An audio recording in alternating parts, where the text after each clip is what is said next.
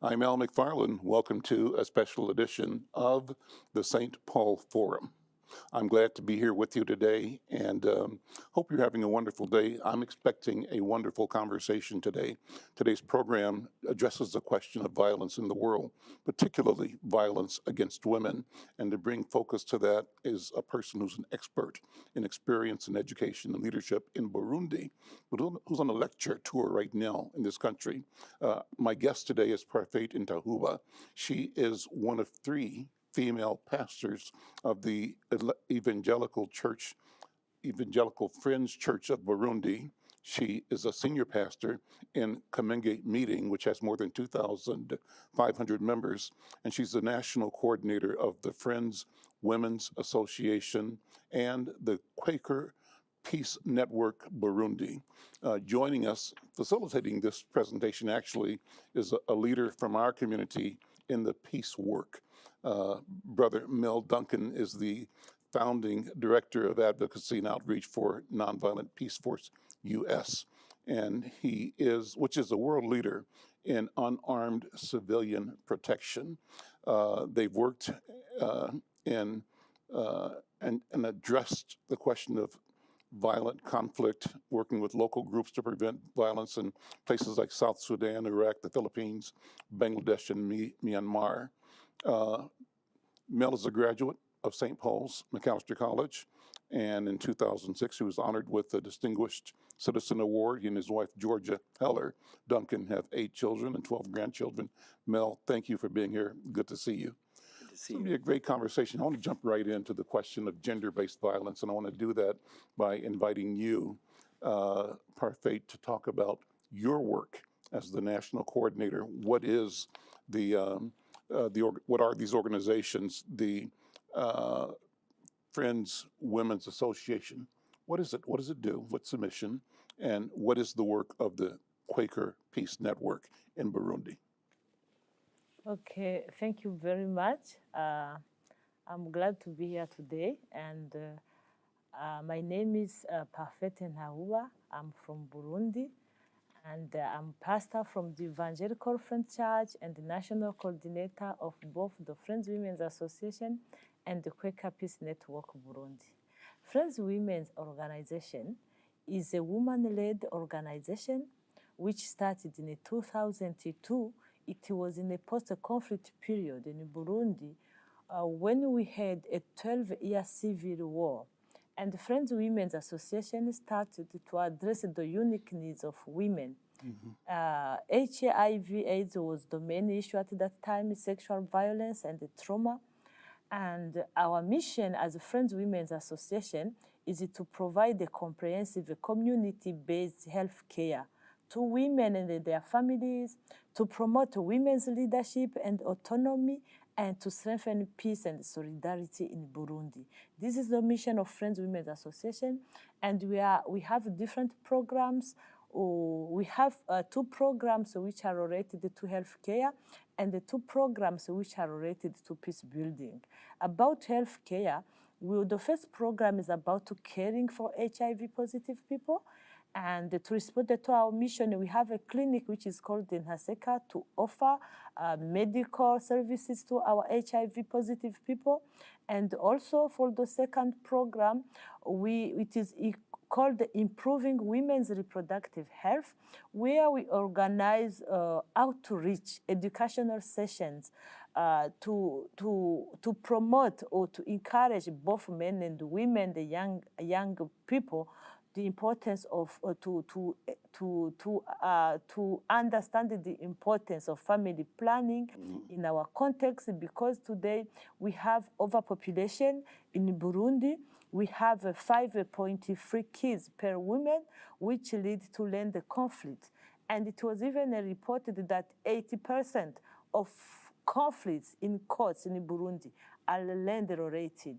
Yeah, this is why Friends Women's Association is involved in family planning, and we have our 2 programs which are related to peace building. The first program is rape survival support, And we started that particular program because we have learned through our HIV positive beneficiaries that some of them were infected with HIV/AIDS through sexual violence. That's why we started this third program. And with this third program, we ran a trauma healing workshop for gender-based violence survivors. And we encourage them to organize themselves into self-help groups as a way to empower them economically, to run income-generating activities together, to attend what we call city business school, because we have understand in our context that most women suffer in their homes because they are at 100 dependent on their husband economically. 100%. 100%, yeah.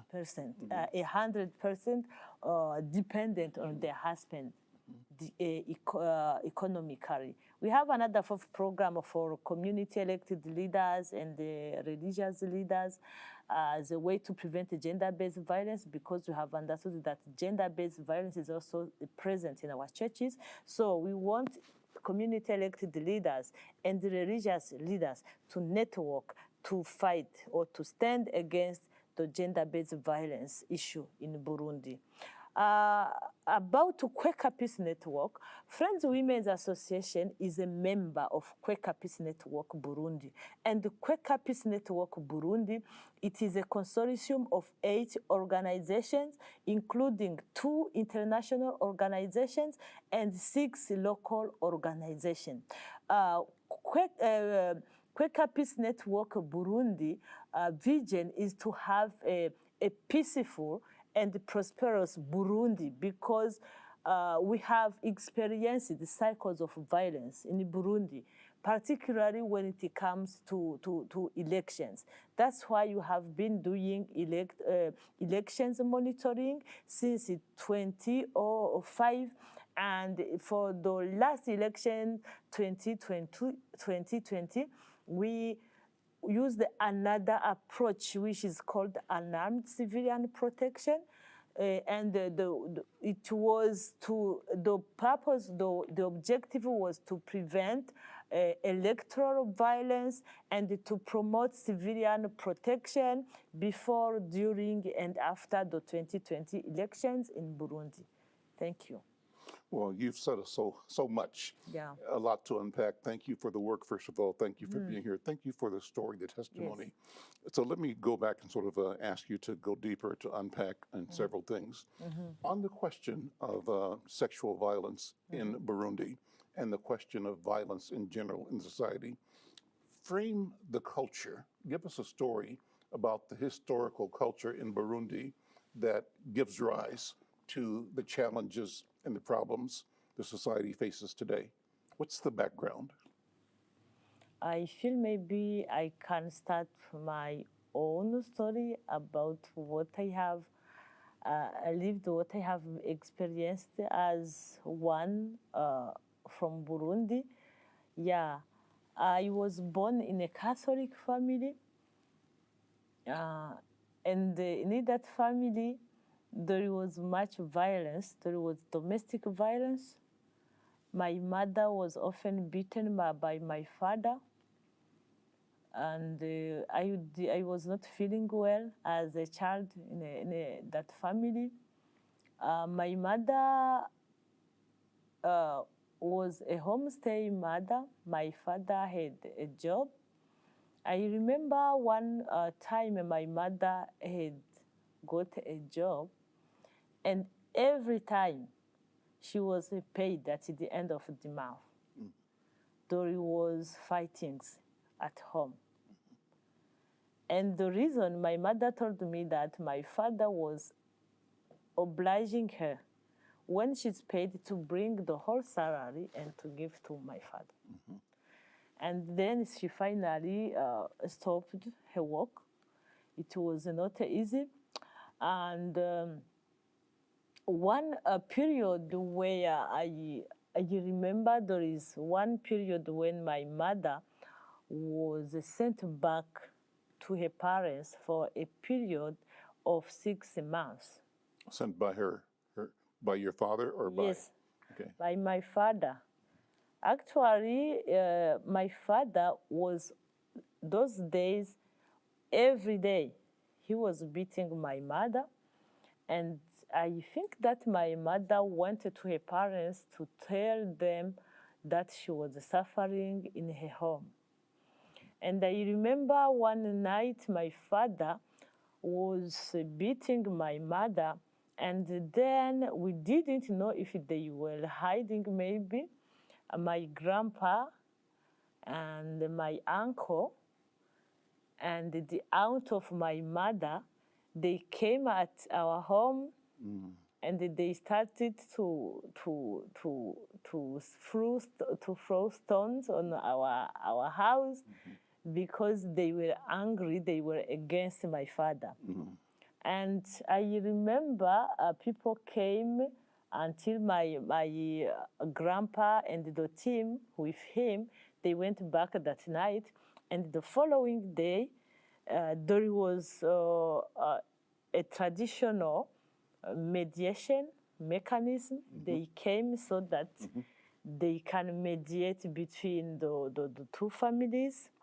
And what was the final judgment was that my grandpa was fined to give much alcohol to my father, because in our culture it is forbidden to go and attack your son-in-law. Okay. Okay.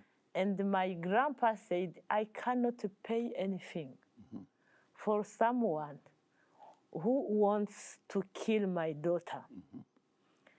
As he refused, then I remember my mother came at home with a team of other women, and my mother took everything from our house, and then she left. Then she stayed with her parents for a period of 6 months. I was 7 years old. We were 5 kids in our family. The first one was 9. The second was 8 years old. And I was 7. The fourth one was 5 years old. And the fifth one was 3 years old. And I know that during that time when my mother was not there, I suffered a lot, because in our context, if the mother is not at home, because I was before me, my elder, I had 2 elder brothers, and I was the third kid, but the firstborn daughter. And in our context, if your mother is not at home, if you are the firstborn daughter, it means that your mother's responsibilities become upon your shoulders. And I was only 7 years old. I had to attend primary school, and I had also to work together with my 2 brothers, particularly the one who was 80 years old, to feed our little sister and my little brother. It was not easy. No. I suffered a lot that time, and that is why, since my childhood, I was against domestic violence. So let me ask you, how does domestic violence explain itself in your culture in Burundi? What is it that gave your father and other men the understanding that violence against women was okay, doable, because it apparently was in some ways acceptable behavior? Okay. Even here, men think that they have a right, that women are property, right? And some men are socialized to believe that if they don't act macho or tough or beat the woman, they're not being a real man. So how does that show up in Burundi culture? Okay, thank you so much for the question. What I understand is the patriarchal system, when it comes to marriage, the one who's the parents of the son, they have to go and pay a dowry so that their son can get married. If maybe he has a fiance, they go to the parents of the daughter, they pay a dowry for the daughter to be married to their son. So this issue of dowry has been as if a woman is an object that they can manipulate. The issue of dowry and the woman who is there, it is as if they can use the woman the way they want to manipulate, to keep her in the house or to reject him whenever they want. I think that this is the main cause, because and when the wife is married, if you have already left your parents, most of the time, it is as if you no longer have any place, because we don't have the inheritance rights. You know what I mean? It means that if you are married, if you have many problems or you are experiencing violence in your home, it is hard to go back to your parents because of the land problems. Your brothers, you can go there for 1 month, for 2 months, but if they see that you came without going back to your husband, your brothers start to fight against you because they feel as if you are going to inherit with them. To take their rights. Yes. To take their inheritance. Yes. Right. Okay. Great. Yeah. Well, that's amazing. Let me bring you in here, brother Mel. You know, you have witnessed and watched and worked against violence in societies around the world. When you hear this story, what resonates with you, and how do you contextualize the personal story, the societal story that frames that story, but also your awareness of the question of abuse, gender-based abuse, and broadly abuse between and among human beings? Well, the way that we approach violence is that it's a whole. And our work is when we are invited by local communities into war zones. And our purpose is to work with local communities in keeping civilians safe during violent conflicts. And so, as you mentioned, we're in Iraq. We have a team in Ukraine right now. We have a team in Sudan, you know, where there's been a reemergence of a war. But what we found is that that type of violence, often known as war or violent conflict, is intimately based to gender-based violence, that it's all part of the same thing, and that you have to address violence on all levels, that you can't just ignore one part of violence without the other.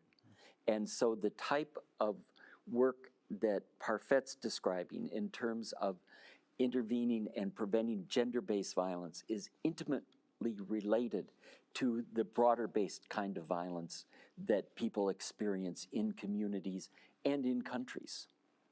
Pastor Parfaite, let me ask you to give us sort of a primer on Burundi, like Burundi 101.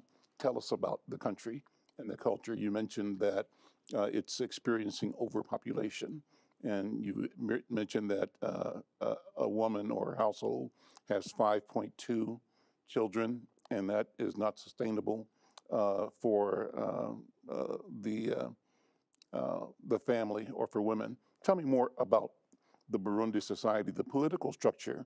I know Burundi was a kingdom or is a kingdom, and you talked about elections. How does that work? The traditional systems of governance versus the modern political arrangements out of which elections take place. Okay, thank you very much. Let me first explain about the overpopulation, as you were asking me. The overpopulation, Burundi is a very small country with 27 1,834 square kilometer with a population of around 12 million, meaning we have an average of 450 people per square kilometer. And now we have overpopulation because we have the issue of polygamy, which is also related, deepening the issue of gender-based violence. We have religious beliefs, people who think that we need to have many children. Yeah, and that if you adhere to family planning methods, it is a sin. It is, is causing the overpopulation in Burundi. And if I come to our country, before about what has been happening in our country, before 1993, in order someone to go on power, the coup d'etat system was used in Burundi. Mm-hmm. Yeah, and it was since 1962 to 1993. And in 1993, the system changed. The first president was elected democratically in 1993. And then he was killed after only 3 months. Then there was the beginning of the 12th civil war in Burundi between two main ethnic groups, because in Burundi we have 3 main ethnic groups, the Hutus, the Tutsis, and the Batwa ethnic group. The 2 main ethnic groups who were fighting since 1993 for a period of 12 years, they were Tutsis and the Hutus. As in Rwanda? Yes. Same conflict? Yes. Yeah, they were fighting after the death of the first president who was elected democratically. And it was that time that my father was also killed, because the first president was killed on October 21st, and my father was killed on November 30, 1993. Yeah. How was he killed? And was it political, or what happened?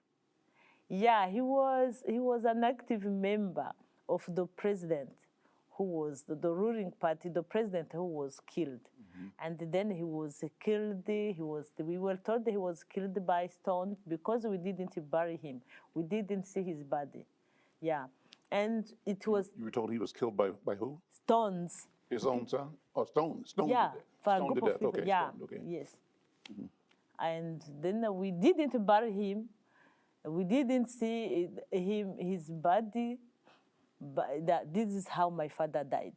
For me, I feel that is why today I'm involved in gender-based violence prevention, because I was against gender-based violence since my childhood, because I know how much I suffered in my family.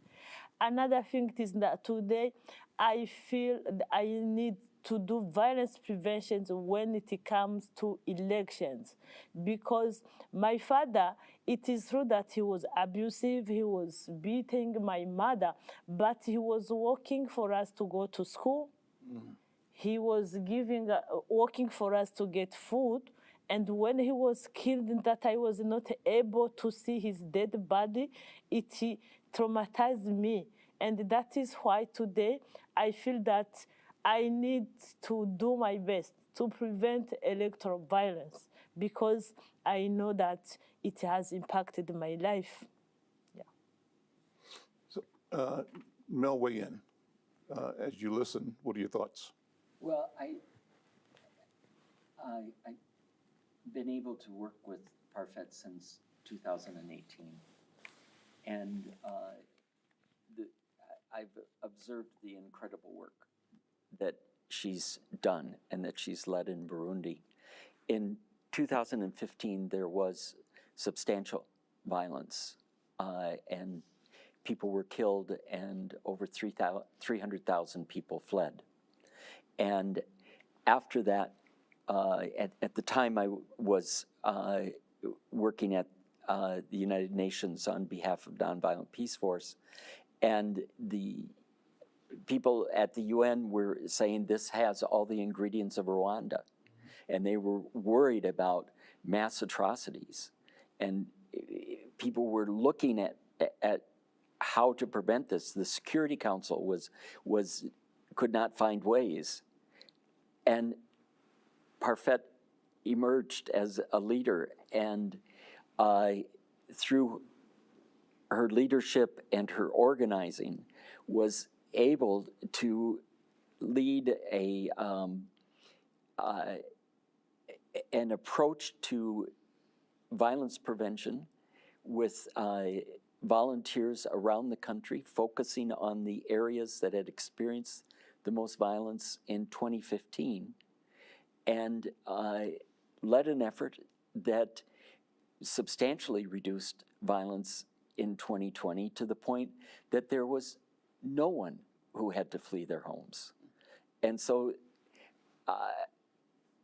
we hear the headlines about atrocities and mass killings, whether in this country or others, but we don't hear the headlines of when they're prevented.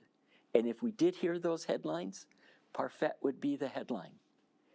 And her work has been so substantial that it really needs to be held up. So this is a teaching. It really is a teaching and a doing. A doing with the intent of teaching and sharing, giving people the tools to attain peace and cooperation and sustainability in their lives without violence, right? Preventing violence. Tell me, Pastor, how you organized in your own mind to begin the work. What were the first steps in your mission to address on a either local or individual or large scale the question of violence against women, gender-based violence? I got an opportunity to do peace studies at Selkirk College in Canada, and it was during the crisis in Burundi because of the 2015 elections. I was there for an intensive training for 4 months, and then I came back to Burundi. It was at the end of December 2015. And it was since that time that I got connected to people who are involved in peacemaking, and I learned about unarmed civilian protection, and which was already being done by some of my teachers at Selkirk College in Canada. Which college is it? Selkirk College, okay, in Castlegar, British Columbia, okay, in Canada. And then you called the training unarmed civilian. What was the phrase you used? Yes. We'll say the phrase again that you used. You described it. Training in unarmed civilian protection. Is that what it was? What did you say? I did first a training of peace studies. And then I learned that they also organized, they were preparing to organize a training on unarmed civilian protection. That's the phrase, okay. Yes. And I went back to Burundi at the end of December 2015, and in 2017, Selkirk College organized a training on unarmed civilian protection. And I benefit from that training. The first part was online for 3 months, and then we had the face-to-face training for 2 weeks. It was in 2017, from January to March, we had an online training, and in May we had a face-to-face part training at the Castlegar, at Selkirk College in Castlegar, British Columbia, in Canada. So how does that training work? What happens? You get up in the morning, you go to a classroom. What happens? What does the training consist of? Yeah, the training was about the principles, the strategies, and some of the activities of unarmed civilian protection. Actually, unarmed civilian protection, it is an approach that we use in order to prevent violence or to mitigate the impact of violence in areas where we have conflicts. What are the principles? Yeah, the principles of unarmed civilian protection are nonviolence. This is the first principle. The second is non-partisanship. The third principle is the primacy of local actors. We have the fourth principle, which is independence, and the fifth principle, which is the respect of human rights. What are the strategies? Yeah, the strategies we have, the relationship building. Relationship building is very key for unarmed civilian protection. We have a capacity enhancement or recognition, and we have monitoring. We have another strategy is relationship building. Let me go back. Relationship building. We have monitoring. We have capacity enhancement, and we have proactive engagement. I'm Al McFarlane, pleased to be in conversation with Pastor Parfaite Ntahuba, who is one of 3 female pastors of the Evangelical Friends Church of Burundi. She's also senior pastor in Kamenge meeting, which has more than 2,500 members. She's the national coordinator of the Friends Women's Association in Burundi, also the Quaker Peace Network Burundi. And we're talking about her work in violence prevention, in addressing gender-based violence. Also here, our friend Mel Duncan, who has done a tremendous amount of work, particularly through his co-founding of the Nonviolent Peaceforce US. Thank you for both being here. I want to get back to the question of how we have succeeded, how you've succeeded in reducing the amount of violence from the days of 2015, while there was conflict abroad, to where it's had a substantial and appreciable decline. Talk about what happened over the years after you went into the work, and who went into the work with you. I'm sure that you will tell me that you didn't do this alone, that there was a community involved. What was the process for having tangible, measurable results for you in your work? Okay, thank you very much. After I did my UCP training on armed civilian protection in 2017, in 2018, I got an opportunity in March 2018 to get connected to Mel Duncan. We met at the UN, we were attending the UN 62nd Commission on the Status of Women in New York. And then I got an opportunity to be connected to Mel Duncan, who is now the founding director of Nonviolent Peaceforce. And I was excited to meet with him because at Selke College, when we were doing a UCP training, they gave us a list of organizations who are already practicing the UCP skills, and they mentioned they included the Nonviolent Peaceforce. Mm-hmm. And then we get connected because I was thinking, how can we apply these skills to prevent electoral violence for the coming 2020 elections? Mm. Yeah, it was in that way that when we talked with this special man, Mel Duncan, that we then met at a workshop in Nairobi, Kenya, a workshop which was organized by Nonviolent Peaceforce in November 2018. And when I heard what they were doing in South Sudan, I thought to myself that I cannot do this work alone because I was the only person who was already trained on UCP from Burundi.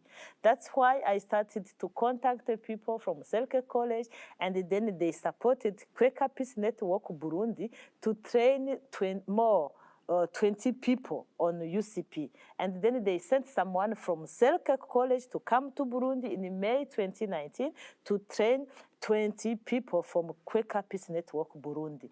And when they heard about this, they said, yeah, we need these skills to prevent violence for the next elections. It was in that way that in November 2019, a delegation from KPN Burundi was sent to South Sudan under the leadership of Mel Denka. We met with him in South Sudan. We went together. We met in Nairobi and we went together in South Sudan. And because we went in a different missions office of NP, we went. One team went in Bentiu, another team went in Mondri, and when we came back in Juba, we had the training from NP, Nonviolent Peaceforce expert, and it was since that time that we developed together a proposal that will fit in our context for the 2020 elections, so that we can prevent violence. And it was then under the support of Nonviolent Peaceforce that we were able to implement that particular project in 5 different communities of Burundi, 5 communities which had experienced more violence in the 2015 elections. And our entry point was to organize trauma healing workshops for 125 people from the 5 different communities, meaning 25 people per community. Sure. They came to attend a 3-day trauma healing workshops, and the participants were coming. They were young people, both men and women. They were coming from different political parties.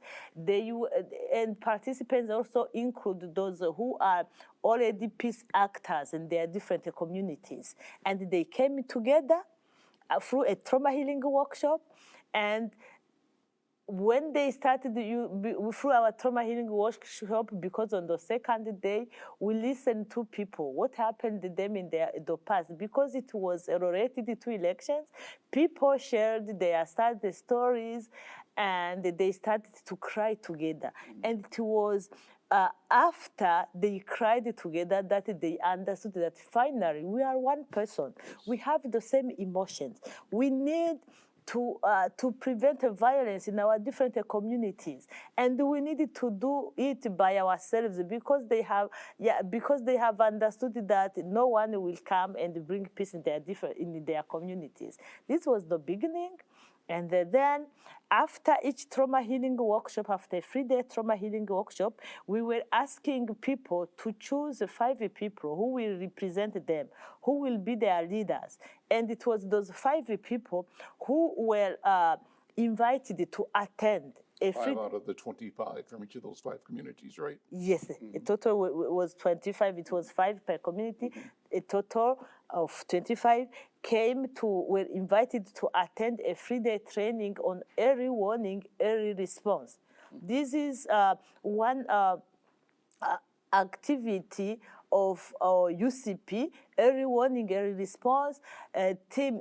They came to study about it. After 3 days, they went back. The 5 people went back in the community to train the remaining 20 people on early warning, early response. And the KPN Burundi had to do accompaniment for them, to send one person who was recently trained by a Nonviolent Peaceforce on early warning, early response, to go to work with the 5 people to train the 20 remaining people in the different communities. It was in that way that we established the 5 early warning, early response teams in 5 different communities, which had experienced the high rate of violence in the previous elections, on the 2015 elections. So what is early warning, early prevention? What does that mean exactly? What is an early warning? And then what is the consequential early response? Yeah, thank you very much.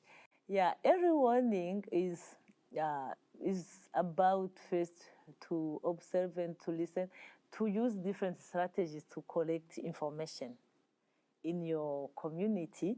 To collect, it is information collection. And if, for instance, you see that there is potential violence, you prepare those people. What are the signs? What are the signs of potential violence in the community?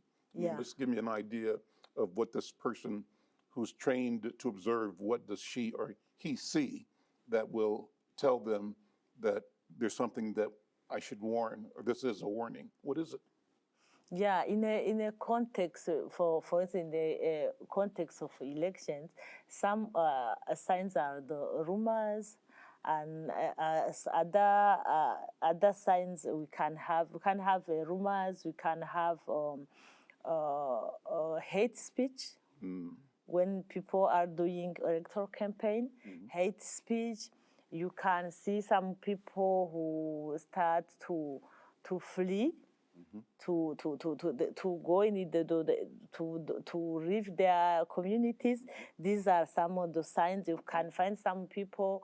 Maybe you can find some people who have been killed or who have been disappearance. People who disappear.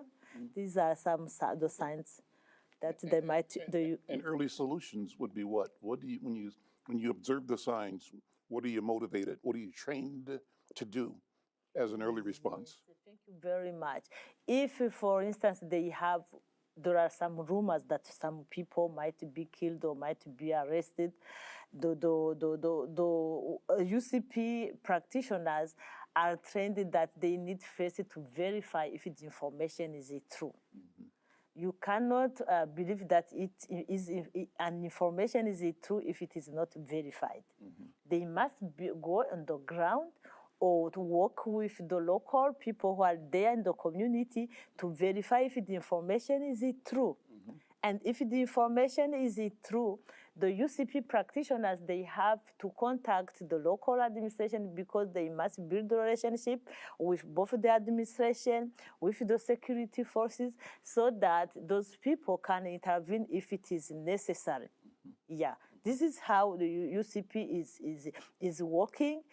When you verify an information, so that is why as a Quaker Peace Network, our IWI teams, early warning, early response to work well, we had what we call a calling center. They were using an SMS system.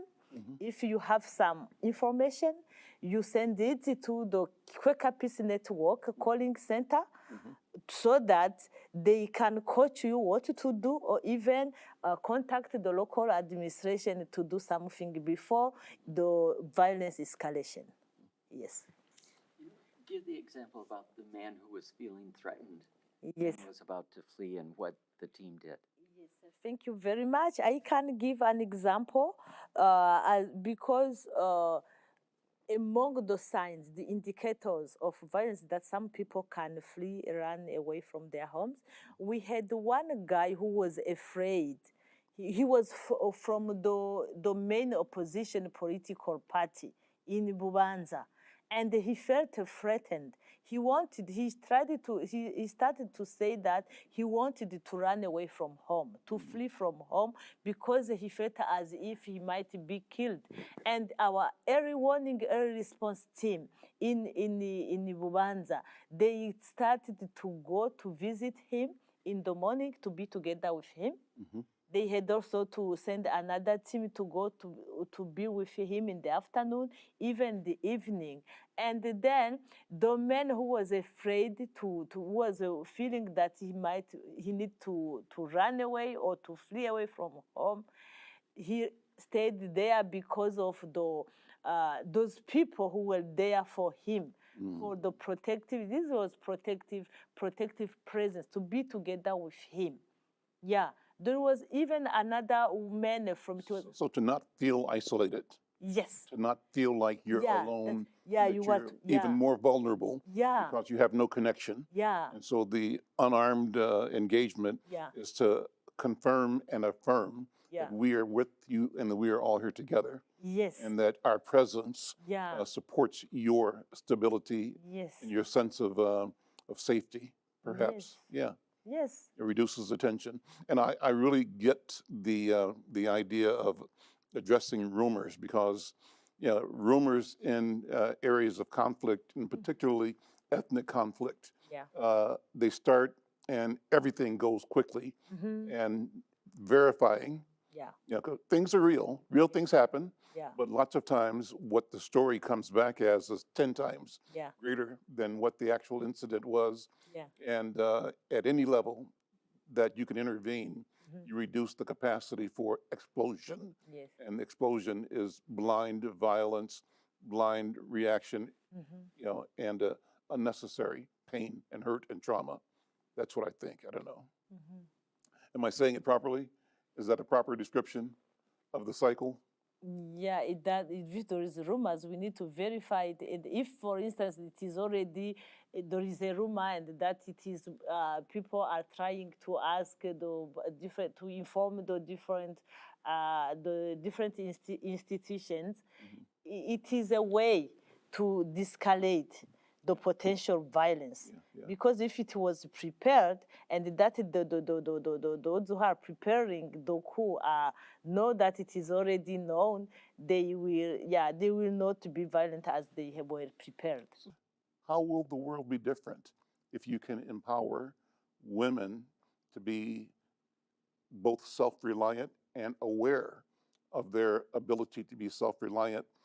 What we do women's economic empowerment so that they can be independent economically to prevent gender-based violence, but at the same time, we engage men to work together with women to stand against gender-based violence.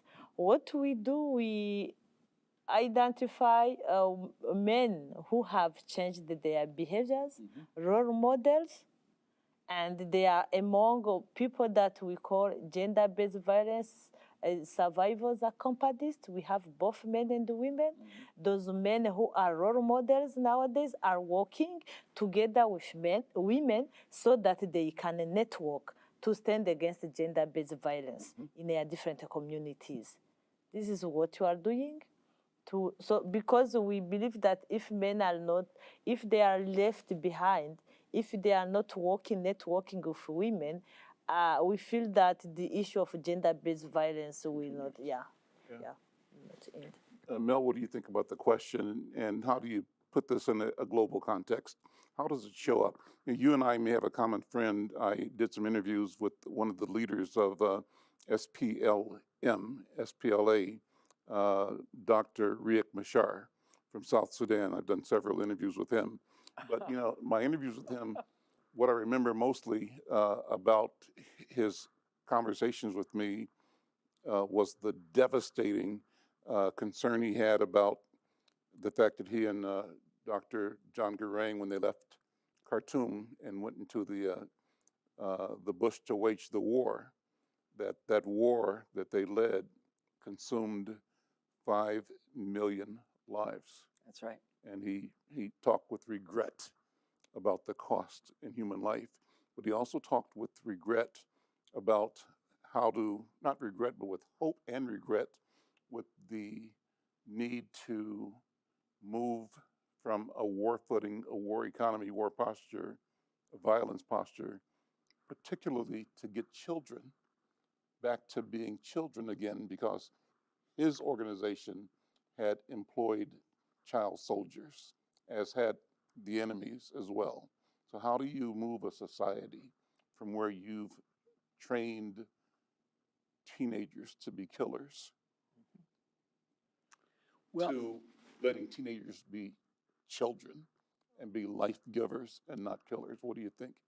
And that's the violence question in general, broadly. Yeah, it's interesting, Al, that you would bring up Riek Machar, because he's still one of the main combatant forces in South Sudan. He is now, under the peace agreement, vice president, and his main rival, Salva Kiir, is the president. And the conflict goes on. In fact, Pope Francis brought both of them to Rome and got down on his knees and kissed both of their feet, beseeching them to bring peace. And I think what we see is, whether you're in Sudan or South Sudan or Ukraine or Russia, you see men carrying out, usually old men, carrying out these fights among each other. Seldom do you see two women in those positions carrying out these wars.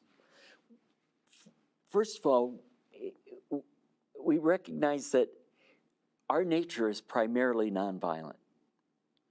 We wouldn't be able to drive on Interstate 94 if we weren't primarily nonviolent. You know, if we didn't rein in our impulses, we'd be crashing and chaos. And so we already have that. We can build on that. We have other impulses, but we're primarily a nonviolent species, or we wouldn't have gotten this far, for better or for worse.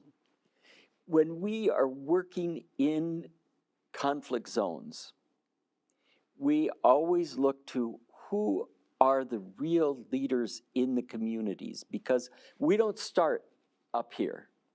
We don't start at the, who are the big men. We start at the community level, because that's where real peace is made. And we listen, find out who are the people that get things done. Almost always that's women. So, for example, in South Sudan, since you brought up Dr. Machar, we have worked with and trained now 60 women's protection teams throughout the country. And I was just there in late February and meeting with some of those women. And they are now at the place where they are, you mentioned child soldiers, where they are protecting children from being abducted as soldiers, where they are doing so much as going to the camps and demanding those kids back. And when they are confronting local commanders, they will get those kids back. They are accompanying women and preventing them from being raped when the women are collecting firewood, for example, and accompanying women to get the services they need if they are assaulted. And so they are taking on very different roles and more visible roles. And as I listened to one of the teams, Parfaite mentioned Bentu, which, you went to Bentu, right? Oh, you went to Mundri, okay. One of the teams in Bentu was telling me now that they're doing training with women about telling that they can tell their husbands no. And that is revolutionary in a culture where they were treated as property. And as I sat there listening to them, which the more I learned, the more I learned to be quiet and listen. I thought, this is revolutionary. The toothpaste is out of the tube. And our work is to support the leaders at the grassroots who are doing the peace building and to support them as they move up. Not to work up here, but to support here. And that's usually the women who are doing the work on the community level. For me, I think that we need to train children from their early ages so that they can understand that they need to prevent gender-based violence together at the family level. As parents, I have seen that here in the US, maybe it is it is good preparing to us in Africa, because you raise kids, both sons and daughters, in the same way. Teach them to work, to do the work in the family, to be in the kitchen, to clean the house. So if the children are educated in that way, they can grow with a spirit of without gender-based violence. And also, at the same time, if in schools, when we can have some hours to speak about the issue of gender-based violence, so that kids can grow with that mentality of non-violence, peace education in schools, and then to have those role models who are ready to promote, to continue to educate, because some people are resistant. They don't want to change their culture, Because here I have seen that both men and the women can do the housework, but it is different in our context because it seems that to go in the kitchen, to clean the house, it is only for women. Yeah, so educating the children since they are early age to consider them in the same way at home, and also to promote peace education in schools since primary, even elementary. It can help bring change, significant change. So let me ask you, I'll wrap up with this one question here about history, cultural history, say in the Hutu community or even in the Tutsi community. Where in the Hutu creation story is there equality? Is the original conceptualization of the peoplehood of the Hutu people one that establishes primacy for the man, or does it acknowledge shared power and humanity for all of its members? I think that in the past, men have been, because of our patriarchal system, men have been dominating. They have been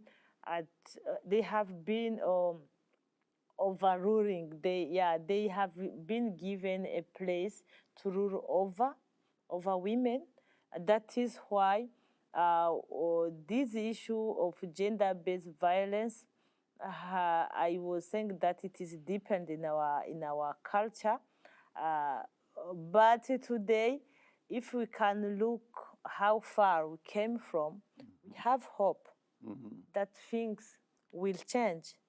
Because in the past years, for instance, in Burundi, there was some time when if you get married, you had to stop your job and to be a homestay mother. Women were not allowed to have a passport. Before 1993, Burundian women were not allowed to have passports so that they can travel outside the country. But today we have international passports. Yeah, women were not allowed to have some political positions. But today we have 30% of women who can occupy political positions. So in the past, I could not come here in the US and be here for 1 month. I don't think that I could even have that right to move from our country. So if we look back for how far we came from, we have hope that things will change, because things have started to change. And also, if we continue with that peace education for children and the younger people, it will promote that spirit of nonviolence in our different communities. If people here listening to this want to find out more about your organization and your work, or support it in some way, how do they do that? Is there a website that you can give us that people can go to express interest and support? Okay, thank you very much. If you want to support the work you are doing, we have a website. If you want to support the Quaker Peace Network Burundi, you can support the Quaker Peace Network Burundi through Nonviolent Peaceforce. They have a website and how to donate. If you wanted to support the Friends Women's Association, you can also donate through the Friends Peace Teams. It is here in the US. Okay. Yeah. Thank you. Thank you so much. It's been a pleasure talking with Pastor Parfaite Ntahuba and also our colleague Mel Duncan. Thank you so very much for this conversation. Continued success in your important work in the world. Thank you so much. I'm Al McFarlane. We'll see you again. Thank you for being here. Thank you. Thank you.